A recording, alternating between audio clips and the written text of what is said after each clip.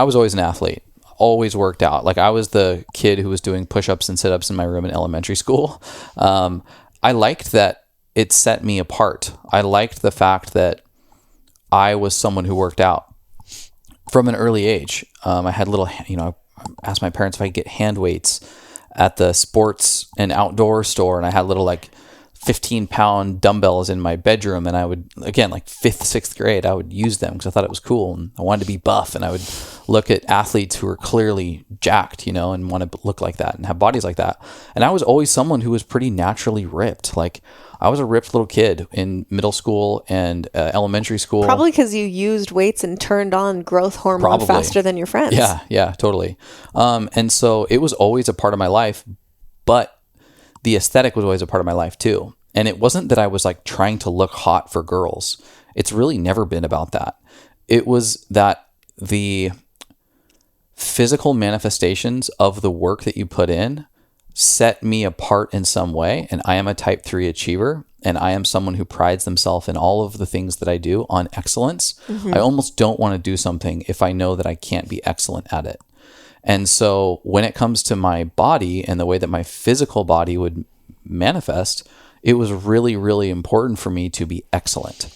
And here's the problem, from an early age, was defining what excellence meant and looked like. And where things get shaky is when those definitions start to veer away from what a healthy, balanced, normal definition of excellence looks like, And so my own definitions became the target that I was reaching for into my adult life. So I started with this relationship with physical activity very early, always an athlete through high school. I didn't know this, but it's important that my family has eating disorder behaviors and clinical diagnosed eating disorders in my extended family. And that is something that was immediate, just totally unknown to me. Yeah. I'm not here to drop names. But it was something very prevalent, but out of my awareness when I was a kid. I didn't eat like shit in high school because my family cooked meals. We ate lots of protein and had solid carbohydrates and, fruits and veggies. But we had a lot of 90s food, we had a lot of cereal and we had a lot of Costco runs of ice cream bars and stuff, and that never mattered. But I did get pretty bulky in high school. And I remember comments about like, whoa, dude, you're getting thick and that kind of stuff. And funny enough, once I noticed that, I immediately changed. I started, working out more. And by the time I graduated high school and got to college, I had developed a relationship with my weight management through my exercise habits and the sports that I played. And it was always manageable because as long as I was working out and as long as I was playing basketball, I could kind of eat whatever I want as long as it was generally healthy. That continued through college. Always pretty good shape. Always looked muscular. And around the timeline of us getting married, which was my senior year of college, I didn't really see any change that needed to be made. But what did happen is I started studying for the CPA exam, which is a host of different exams that I had to take to get the certifications that I could have in order to do the job that I was going to be doing to start my career.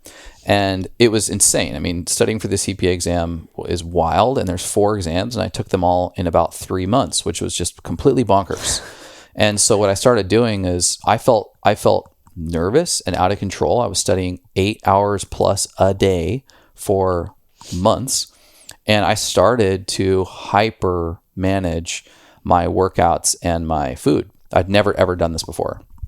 And so I was super OCD around the kinds of food that I was eating when I would eat it. It was like, I didn't know what health or non-health really was, but it'd be like yogurt, granola for breakfast and coffee.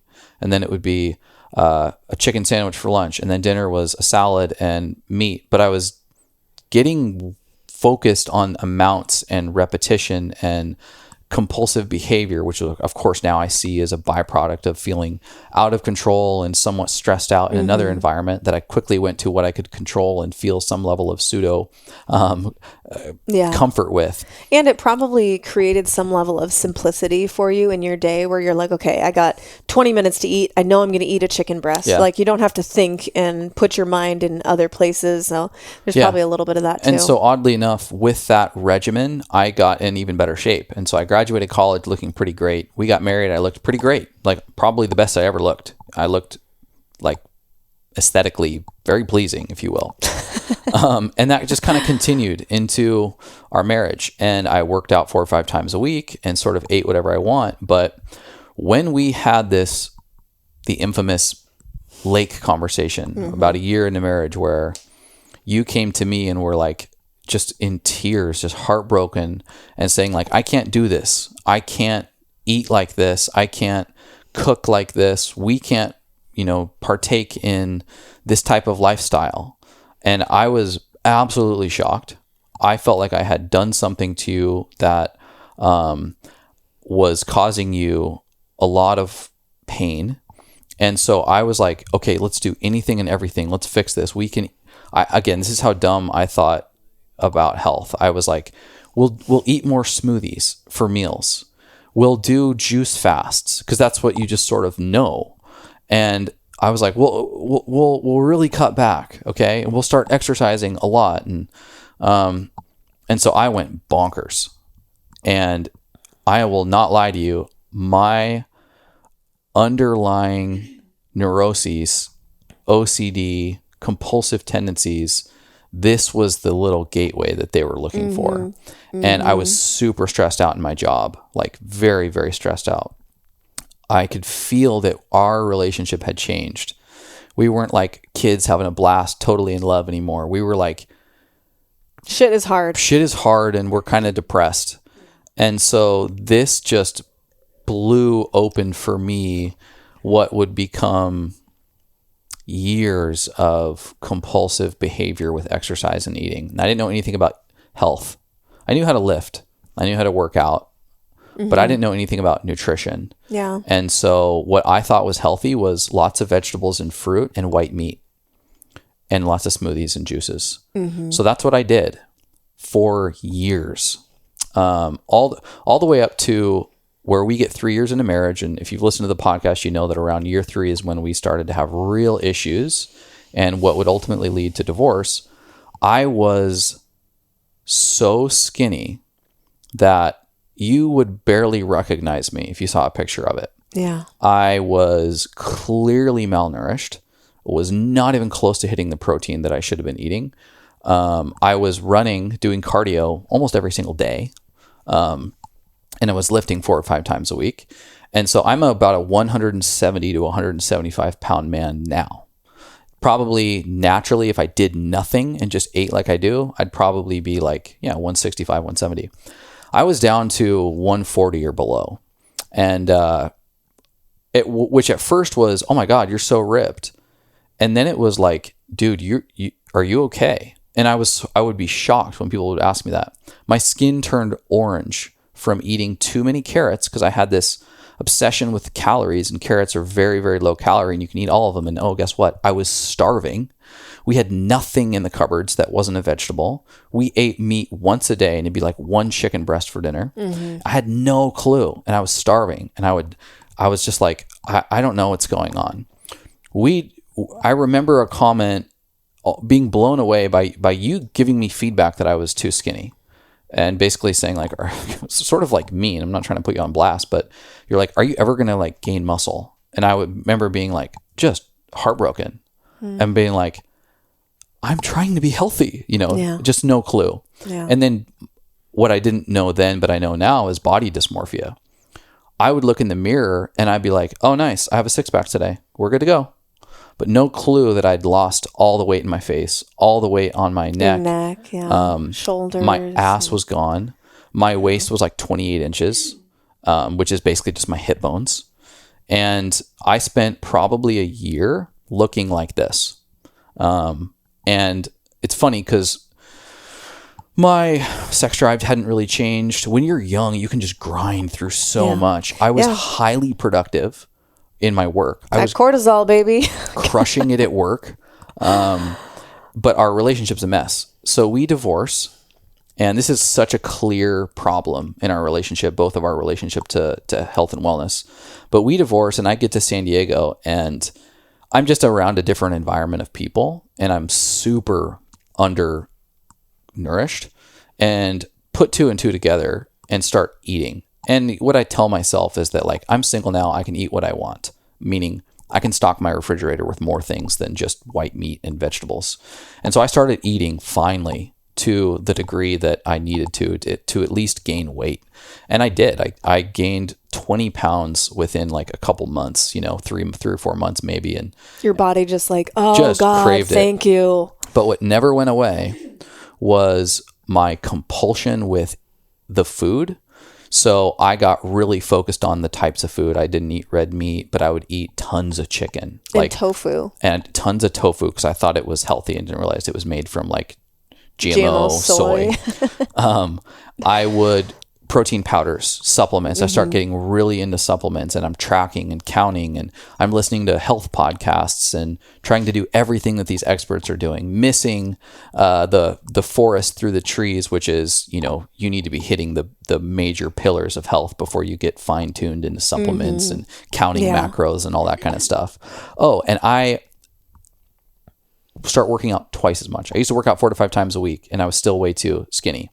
Now I'm working out 7 days a week because I'm using exercise and tracking my calories to distract myself from the fact that I am heartbroken and that I am depressed from being divorced and from basically being broken up with. And so what masks all of this is that I look good for the first time in a long time and I'm getting dates and I'm having a social life and I'm 27 and looking pretty good all in all. My body responded really well to food, believe it or not, but I was still exercising every single day, like cardio every day, lifting every day to some degree. Even when my body would hurt, I couldn't stop. It was such a compulsion. If I didn't, so many days where I would not work, I'd be like, I know I need to rest. I'm just going to go for a walk. And then a couple hours into the day, I'm like, I got to do something. And so I end up working out or I'm just going to jump on the elliptical for a little while or whatever. It was such a compulsion. And this went years. I got to being, we get divorced at 26. I sort of find some reprieve by eating more 26, 27 timeframe. And 2017, I'm 27 years old. I enter into a really intense season of my professional career. And I'm also continuing to do all this shit. And I'm like, all right, I can't sleep very much because I got to work a lot. So I'm sleeping 4 or 5 hours a night. But I'm intermittent fasting because I've heard about intermittent fasting. And so I start skipping breakfasts. And I'm swimming a lot. So I'm swimming like an hour before the work day. And then I'm not eating till like noon or 1. I do this for too long. And I sort of out of nowhere start losing weight, like ridiculous amounts of weight really, really fast. And chronic fatigue, like my bones hurt type of fatigue. And so I went from about 160 pounds to about 135, almost back to the look that I had when we were getting divorced. And I just know it's bad. I know something's really fucked up. So I go and get blood work and kind of like you, my male hormones were like below low. Mm-hmm. Normal is about 3, the low end of normal, and this is very low still, is 300 nanograms per deciliter of testosterone. I was at like 150 as a 27-year-old. I was anemic. I did not have enough iron in my body, and I passed out. I blacked out in my condo, which was kind of the final straw. Like in front of your parents, didn't you? I was away. I called my parents. That my parents came to stay with me because they were, God bless them, they were so concerned and they just didn't know how to. They'd tried to confront me years before about the fact that they thought I had an eating disorder, and I was like angry, hostile in response, which is very classic, and I apologize to them. For trying to help me with tools that they probably didn't have the ability to communicate well enough. So they were very aware that something was up. And so, I mean, you guys have heard this story where I end up quitting my job. At 27, I realized that health and wellness is a passion. I love this stuff, by the way. I absolutely love. I can't get enough of learning, but I'm doing it in all the wrong ways. And I'm at this point now. I'm 27 years old, having adrenal exhaustion. This is full blown adrenal shutdown, and I'm aware of what's going on. This is adrenal fatigue. I need to stop working out. I need to start eating more food. And at that point, it was less about the food, and it was more about I just need to stop working out so much because my body just needed some time to integrate. And I was so consciously incompetent. And that's when I knew I had a problem. That's when I knew that this had become a compulsion, neurotic byproduct of trauma. That this is not going to be something that you just fix on your own. No. So I got to this point where I knew that I couldn't do this by myself. I had a plant medicine journey, and it was so powerful that I had to solve this before I could even deal with my divorce. That I had this vision. It was almost like I've talked about this on the podcast before.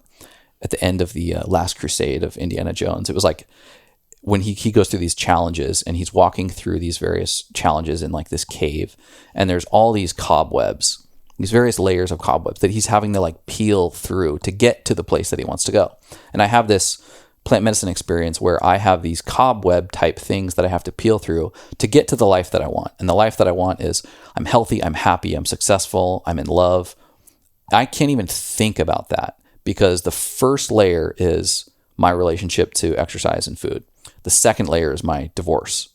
And then the third is my like relationship to God or whatever. There was sort of this sequence, and it was so clear that I needed to start addressing this shit. And so I leave my way too stressful job that I probably should have left sooner. And I had been friends with and working as a contractor for different startup environments, and went to Organifi and was a part of growing Organifi. And I just, for the first time ever, like asked for help. And I hired Steven Steigler, who's a personal trainer here in San Diego. He's one of my best friends in the world. His wife, I worked with very closely at Organifi. She's one of my best friends in the world. And I basically went to him to his feet and was like, I need to start over. Like, don't be misguided by the fact that I'm lean and look ripped and I work out all the time. I want to start from scratch. I don't know what I'm doing. Help me. Help me. And so I started a program called Precision Nutrition, and it went through a full educational nutrition, full education on exercise mechanics, and I spent years working with him, and slowly but surely kind of limped my way back to some level of moderate exercise. And he food. Was really an angel for you. Totally. Because he started to really understand how deep this went for you. And you've told this story to me, certainly, and maybe on the podcast before, but you know, he would like check in with you like, hey man, I know you had probably a stressful day. You might be thinking about hitting the gym, but remember it's a rest day. Yeah. And at that time... He did that to me as I was walking into the gym. Yeah. He would text me and be like, just want to make sure you're not going to the gym. But like, I'm trying to think of moments too, because I hope it resonates with someone. There were moments where I would, because I didn't mention, but I would binge eat too. And then I would purge through like exercise. A whole box of cereal or something. Yeah. So I smoked a lot of cannabis because I was coping with my heartache and if I was, for instance, in the evening sitting at home and I wasn't distracting myself with something, I was getting very sad because I knew that I had a problem at this point. And I also knew that I'd completely left unaddressed our relationship. And then I was leaving religion. I'd left religion. There were so many of these things that I'd put 0 minutes into finding closure on that were wounds. They were wounds, just open wounds that I was ignoring through painkillers. And the painkillers were food, exercise, and probably a little too much cannabis. But the cannabis would relieve the inhibitions that I would hyper micromanage with food, so that I would get high on, let's say, a Friday or Saturday night after coming back from the bars, and I had a box of golden grams and that was be gone. And then I would wake up with guilt and a stomach ache and go for a 6 or 7 mile run because I knew the exact calories that I needed to burn off through the exercise. Yeah. And then I would feel like shit. And even though I'd burn the calories off and I wasn't going to lose my 6-pack, my knees hurt, my back hurt, my skin was aging, my hair was falling out. And that happened more than 10 times over the course of a few years. So it wasn't just that I had a moment. And so I can very much resonate with the mental health condition of an eating disorder or disordered eating because, dude, I felt trapped in this. Yeah. And I also felt embarrassed because I was a guy. Yeah. And this is a girl's thing. That's what you were telling yourself. Totally. Yeah. And like, I also had people try to tell me, and I basically told them to fuck off, you know? And that's hard to just say or admit now. Yeah. Yeah. Heavy stuff. So one of the things I wanted to bring up, I probably should have mentioned it earlier, but critical resource that I wish I would have had sooner is the book How to Eat, Move, and Be Healthy by our dear friend and mentor, Paul Chek. But he has a diagram in that book that is the yin-yang symbol. You know, everybody knows the yin-yang symbol. And one side is yin and one side is yang. And what Paul does in this book is that he goes through yin exercise and nutrition behaviors and yang exercise and nutrition behaviors. Because the idea is we are constantly in this back and forth between stress and rest and yin and yang. And so yang is this penetrating stress outward. This is lifting, right? If you're not restoring, overeating would be almost like a stressor, or undereating a stressor, exercising a stressor. You need to compensate that with rest, digest, moderation, sleep, sauna, breath work. And this beautiful formula is not calories in, calories out. It's actually yin and yang. And that, when I think about the bridge to where we're at now, is such a beautiful representation of what has been the target for both of us to get to, which is how do we have this beautiful relationship with the yin and yang of our diet and exercise lifestyles. Thank you so much for listening. If you enjoyed that, check out right over here for some more fun clips. Oh, and you're going to want to subscribe. Bye.